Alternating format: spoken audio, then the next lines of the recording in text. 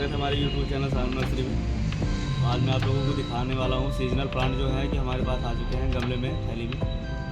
तो चलिए आप लोगों को दिखाता हूँ। ये देख सकते हैं आप लोग, ये है गुलदावरी ऐसी है, आप लोग देख सकते हैं वीडियो में। अगर जिसको भी चाहिए वो आके हमारी नर्सरी से परचेज़ कर सकता है। लोकेशन डिस्क्रिप्शन में डाल दे रहा हूँ, वहाँ से देख के आप लोग आ सकते हो। बाकी मैं आप लोगों को और पौधे दिखा रहा हूँ।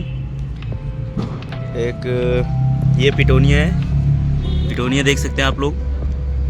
ये सारे गमले में आए हुए हैं, तो जिसको भी चाहिए वो आके ले सकता है। बाकी अगर आप लोगों को कुछ पूछना है तो कमेंट कर सकते हैं, और चैनल पर नए हैं तो सब्सक्राइब करें, लाइक करें, शेयर करें जितना हो सके, ताकि मैं ऐसे ही वीडियो आप लोगों के लिए लेके आता रहूं।